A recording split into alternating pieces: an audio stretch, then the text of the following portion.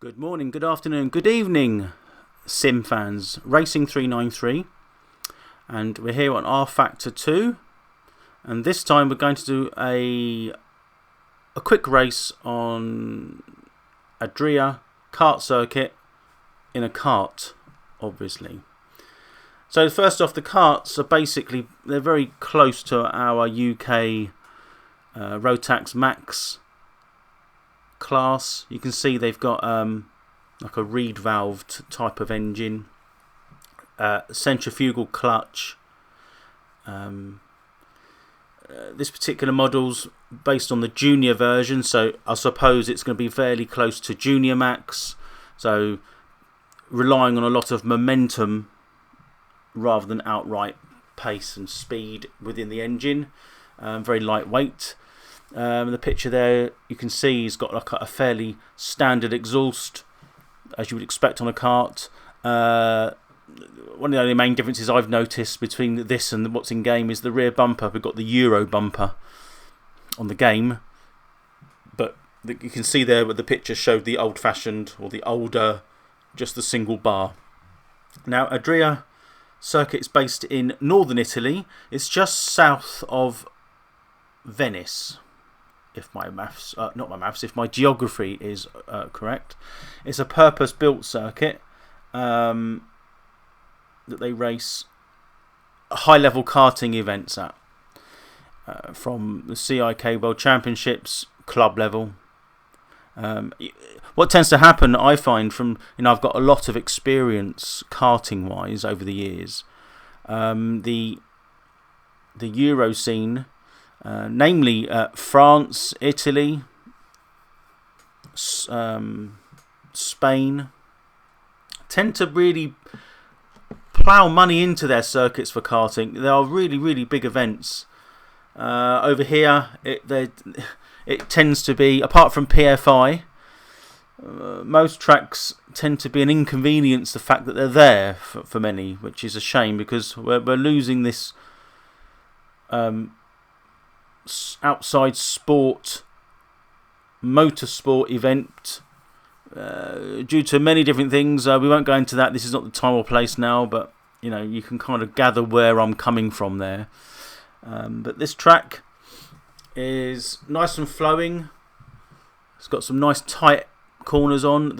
As you'll see, the track, it relies a lot on momentum and not to sort of hustle the kart through the corners. Well, I have tried many kart sims over the on the PC. This one's on rFactor 2, as I've said. The other one's KartCraft, and that's an actual out-and-out karting sim. Very good it is too.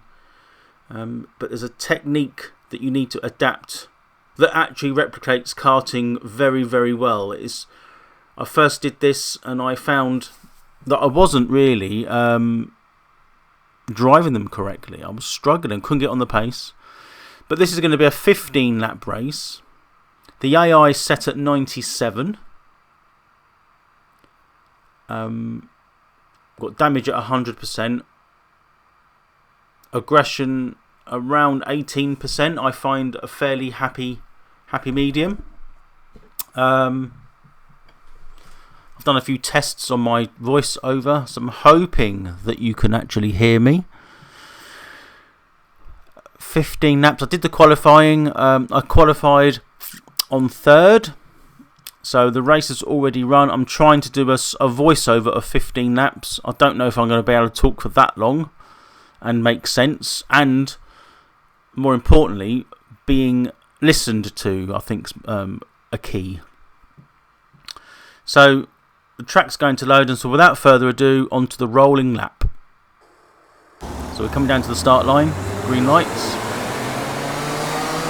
It's always bunching at the first corner.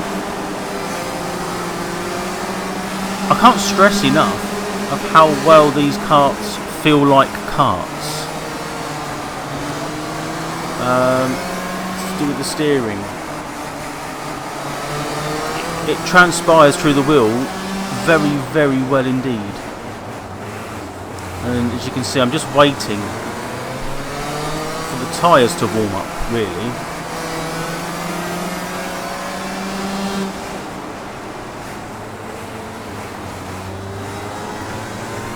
So if I find that I'm being a bit quiet, it is because I probably don't know what to say. But we're coming down to sort of finish the first lap. Getting to know this circuit is key as well. It was so difficult to be on the pace without knowing each little intricacy of the corners. So you can see there the kart is kind of at its maximum RPM. In true karting fashion, you don't have mirrors. So as far as what's behind you, it's purely done on sound, like it is in real life. And the AI tend to work pretty well, I find. I mean, you can race them, they don't barge you off the track most of the time, but there is a little bit of contact here and there. I wish they had circuits like this in the UK. I mean, I suppose PFI is close. They can hold some really big championship events there. I'm pretty sure they have run something bigger than Super 1, but don't quote me on that.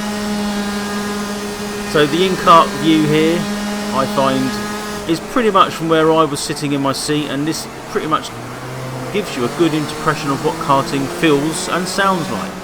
I know you can't actually feel the force feedback, but I have the force feedback quite high. The kart has very well, let's say heavy steering.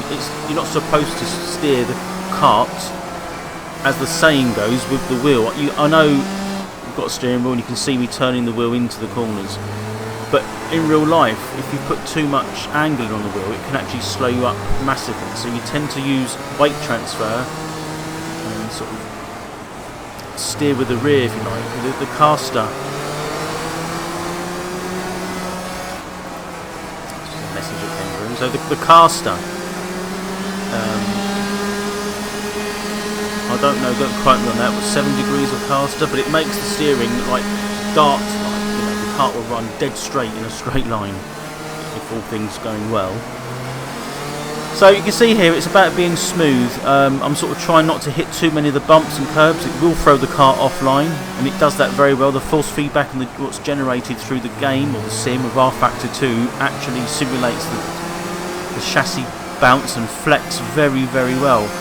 Just running on the curb there, you can actually really feel that through the wheel. I'm running a Fanatec Podium DD2. It's not running nowhere near 100% because it would probably rip your arm off, to be honest.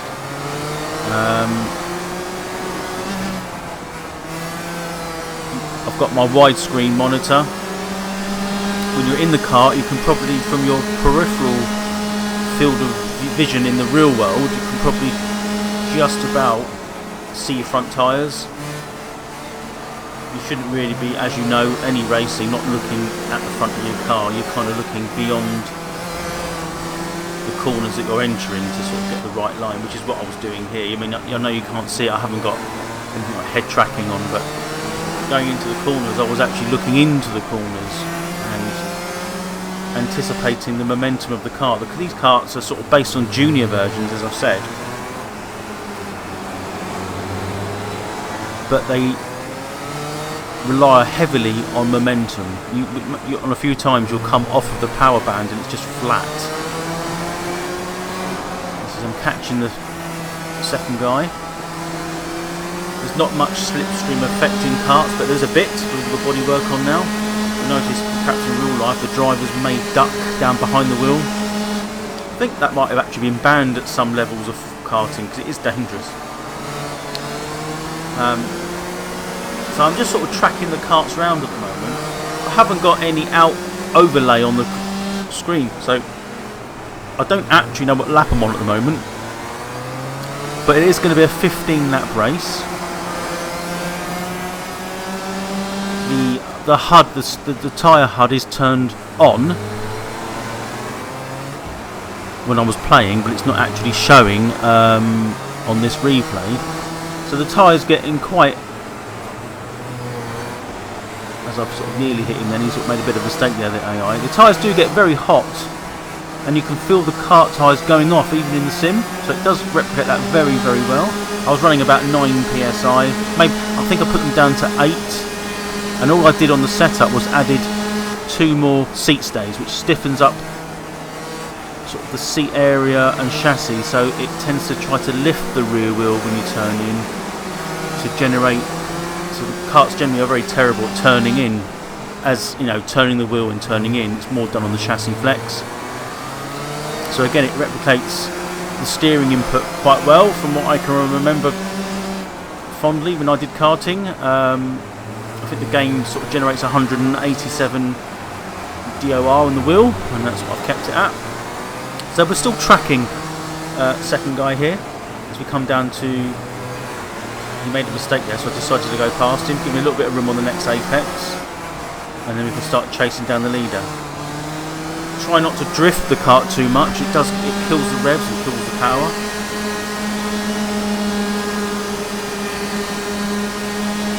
A little bit of a glitch there. That kart, it didn't actually come past. So the rFactor 2 tends to bottleneck sometimes, even on my computer. Probably more likely to be the CPU. I have upgraded the CPU, but it's not very, by today's standards, it's an i7 3770K, so it's probably quite low considering most of those i7 processors now are up to like 977 something, 9770, so I'm sort of running half what it could be, but my motherboard won't accept anything higher, so I've got a 1080 Ti graphics card, so the bottleneck's definitely the CPU. 16 gigabytes of RAM and Fanatic race gear. So the guy in front's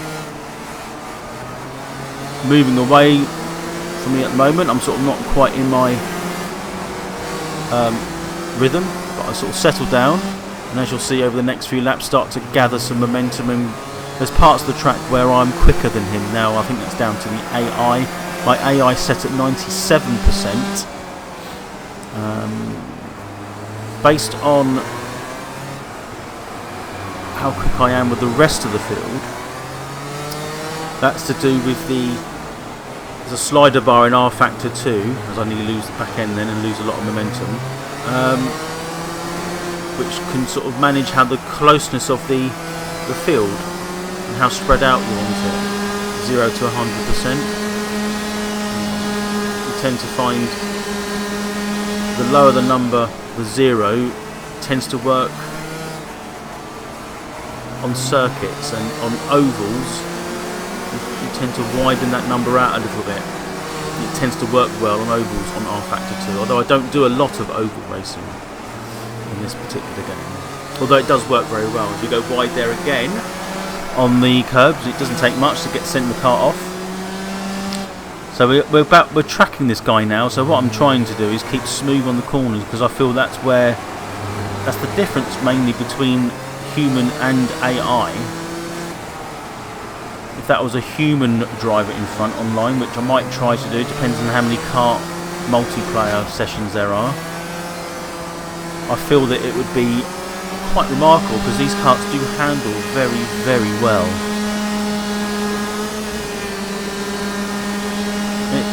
The track's got some nice combination of corners, wide sweeping in, late apexes, and this one's quite a nice one. It's sort of like a double left and then a flat out right into a tight left sort of hairpin type corner. So these are the ones, these hairpin corners are where I tend to make up most of my positioning, as you can see. And I do try to race very, very clean. You know, I treat them as if they are humans, not just computer generated images and artificial intelligence. That was a long way of saying AI, by the way. So I'm in these wheel tracks now, so I'm pretty much, we're kind of halfway through. It's only 15 laps. It's most kart meetings and finals tend to run a good 15-20 laps. I know in Europe they run longer than that. I think they might do it to time plus a lap. and it's very, very in real life. It's very tiring. You don't realise how much forces are generated and how tired you get. Your arms get pumped. You can feel every bump, nook and cranny, everything and anything. Literally driving by the seat of your pants, and even that takes it out of you. I mean, I'm sort of catching in quite well there, so I'm sort of waiting for my opportunity to strike.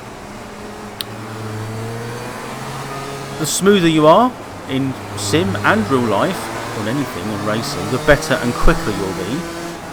And the idea is not to overdrive the equipment. And I'm slightly doing it there because the tyres, you can't see it on this particular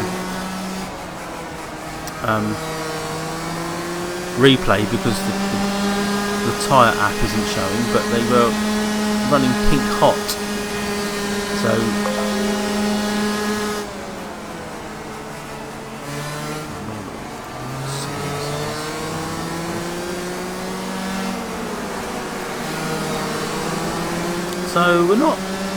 we haven't got long left on this. I think we're running, looking at the sort of the film and where I'm at. I wasn't behind him for very long. The rest of the field are sort of spread out a little bit, so maybe that needs to be slightly adjusted. We all know karting is very, very close, and it's kind of where the competitive racing starts. So we was catching him up on there. I sort of mucked that corner up there. So we come around onto the main straight once more. There's a few glitches. As the CPU says, it cries enough.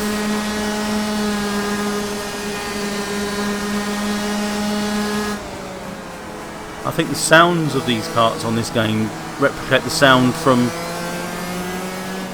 the crash helmet perspective very well. It's got that ringing, tinging sound to it.